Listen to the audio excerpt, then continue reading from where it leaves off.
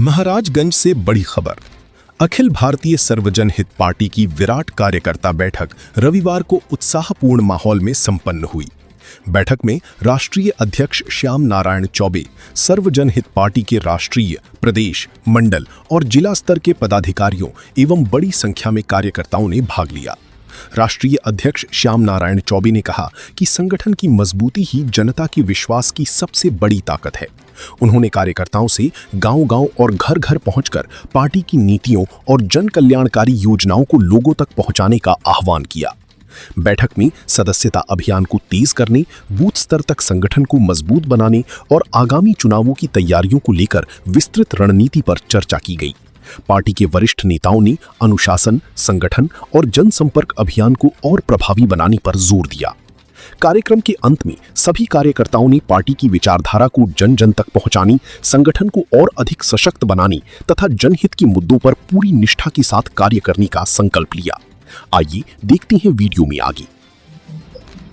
ये हमारी जो तैयार की गई, जिनकी घोषणाएं हम ऑन पेपर कर चुके थे, लेकिन हम अपने पदाधिकारियों का, अपने कार्यकर्ताओं का हौसला अफजाई करने के लिए आज हमने महाराजगंज जिले में अपने पदाधिकारियों का सम्मान समारोह के रूप में आज ये कार्यक्रम यहाँ रखा गया। सर, आपके जिला अध्यक्ष से हमने जब बात किया तो उन्होंने बताया कि अखिल भारतीय पार्टी एक ऐसी पार्टी है जो जाति से मतलब नहीं रखती। इसके बारे में आप जानकारी? निश्चित हमारे जिला अध्यक्ष ने जो कहा वो पार्टी की रीति और नीति की बात उन्होंने कही है, और ये पूरी तरह से ये प्रचारित और प्रसारित है कि हमारी पार्टी जात पात की बात नहीं करती है। हमारे पार्टी का नारा ही है, स्लोगन ही है, जात पात की करो विदाई, हम सब भाई भाई। ये हमारे पार्टी का मुख्य जो है स्लोगन है। सन 2027 में चुनाव होगा, तो उसके बारे में आप हम बताएं कि कितने विधानसभाओं में आपके जो है कार्यकर्ता चुनाव? मेरे पार्टी से पूरे प्रदेश में 2027 के हमारी जो अब तक सोच है, और अपने इन कार्यकर्ताओं के, अपने इन पदाधिकारियों के बलबूते पर मैं 403 सीटों पर जो है चुनाव लड़ाने का अभी तक संकल्प लिया हूं। अब कितनी सफलता मिलती है, हमारे कार्यकर्ता, हमारे पदाधिकारी हमको कितना आगे तक ले जा सकते हैं, कितना प्रोग्रेस कर सकते हैं, ये सब लोगों के मिल करके काम, ये किसी एक व्यक्ति का काम नहीं है कि वो 403 विधानसभा में चुनाव लड़ा।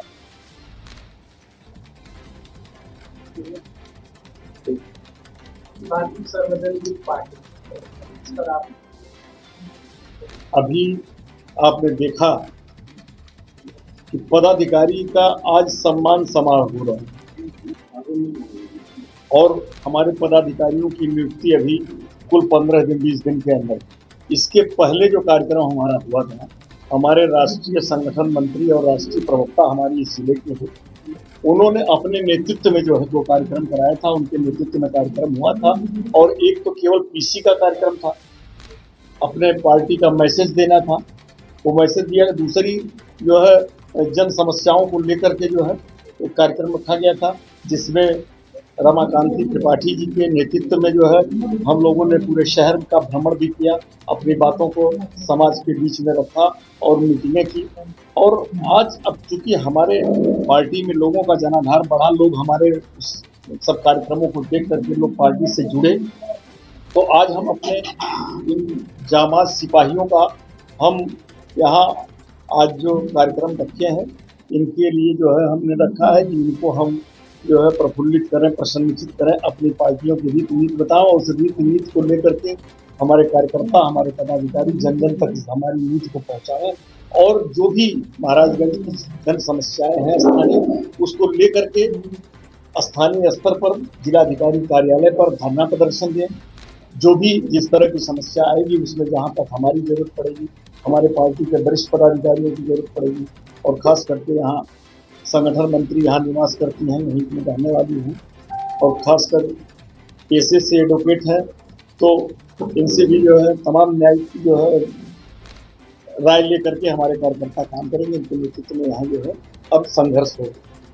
2027 में ये पार्टी, लेकिन जैसा कि आपने बताया 403 विधानसभा को और ऐसे में आप राजनीति के फील्ड में अगर चुनाव में आते हैं और ऐसे में अगर इतनी बड़ी मुद्दा राम मंदिर में जो जनता चोरी का हुआ है, इस पर आपसे सवाल में पूछा जाए तो ऐसा तो नहीं हो सकता है। इस पर आपको क्या विचार है? राम के उस पर डाका एक तरह से देखिए तो डाला गया। देखिए, राम मंदिर की जहाँ तक बात है, हम लोग आस्था से उसको भगवान श्री राम का मंदिर मानते हैं, अपना मंदिर मानते हैं, हम लोग उसका पूजा पाठ करते हैं, क्योंकि हम लोग सनातन धर्म के मानने वाले लोग हैं, तो हम लोग करते हैं। लेकिन जो राम जन्मभूमि इस समय अयोध्या में है, उस पर पूरी तरह से आज के डेट में जो स्थानीय सरकार है उसने पूरी तरह से कब्जा कर लिया है। और इतना ही नहीं, उन्होंने अपने वक्तव्य में उनके शीर्ष नेतृत्व ने, उनके प्रदेशीय शीर्ष नेतृत्व ने, राष्ट्रीय शीर्ष नेतृत्व ने इस बात का ऐलान कर दिया है कि राम को हम लाएं। वो मंदिर पूरी तरह से जो है राजनीति से प्रभावित है और भारतीय जनता पार्टी की, विश्व हिंदू परिषद की और आरएसएस की अपनी निजी जो है वो संपत्ति के रूप में उस मंदिर को माना जाता है। और जो चोरी हुई है उसमें कहीं बाहर से चोर नहीं आए, वो उन्हीं जो भी वहाँ कर्मचारी रखे गए हैं और उन लोगों को शीर्ष नेतृत्व के लोगों ने जो रखा है, उन्हीं लोगों के लोग हैं, वही चोरी किए हैं, वही चोरी करवाए हैं, उसका बंदरबाट किए हैं। आप देख रहे हैं किस तरह से हो रहा है जांच पड़ताल, आप देख रहे हैं किस तरह से छोटे छोटे लोगों को जो है, भाई चोरी में आप पकड़े गए, डकैती में आप पकड़े गए, असलाहा मिला तो असलाहा किसका है? तुम्हारी तो असलाहा है नहीं, किसका असलाहा? किसने असलाहा आपको मुहैया कराया डकैती डालने की? इस पर तो पुलिस कुछ कर नहीं रही है। सीधे सीधे जो है वो छोटे छोटे लोगों को, कर्मचारी जो वहाँ हैं उन पर जो है ब्लेम लगा करके उसको जो है अपना बड़े लोगों को क्लीन चिट दे रहे हैं, जबकि बिना किसी से मिले जो भी वहाँ संरक्षक संस्थापक जो लोग भी वहाँ हैं, बिना उनके मर्जी के पत्ता नहीं हिल सकता है। तो चोरी की तो बातें छोड़ दीजिए, कदम कदम पर आप बताइए, शहरों में चौराहों पर कैमरा लगा हुआ है, तो इतना भव्य मंदिर बना हुआ है, इतने चढ़ावा जा रहे हैं, तो क्या वहाँ कैमरे नहीं हैं? तो अगर कैमरे हैं तो क्यों नहीं लोग आ रहे हैं? और उस मंदिर को गिराने में, उस मंदिर के बनाने में पूरे देश की जनता का खून पसीने की कमाई लगी हुई है। तमाम हमारे लोगों ने अपना जान जो है उस पर न्यौछावर किया है राम मंदिर पर। लेकिन आप बता दीजिए कहीं से भी कि कोई भी एक भी सिंगल मेंबर जो शहीद हुए हैं उस मंदिर पर, उनके परिवार का कोई व्यक्ति उसका मेंबर हो, उनके परिवार का कोई उसमें मुलाजिम हो, एक भी आपको कहीं से अयोध्या के इर्द गिर्द के लोग नहीं मिलेंगे।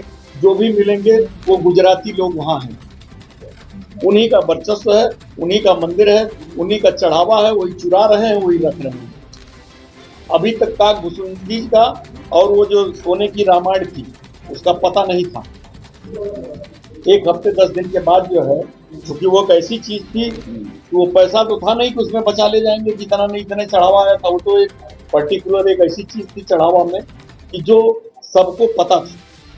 अब उसको उन्होंने बनवा करके दूसरा डुप्लीकेट वहाँ दिखाया, क्या किया अब वो तो वही लोग समझेंगे।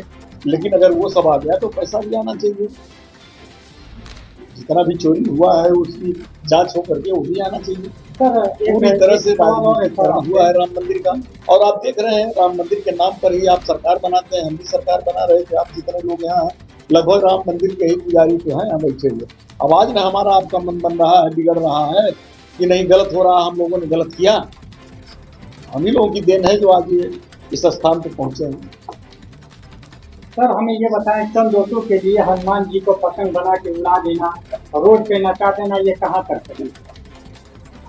ये हमारे अभी आपने देखा, अभी आप पत्रकार भाई ने पूछा राम मंदिर की चोरी पर, तो जब वो लोग राम के नाम पर ही आए हैं सरकार में, तो राम के अलावा कुछ जानते ही नहीं हैं।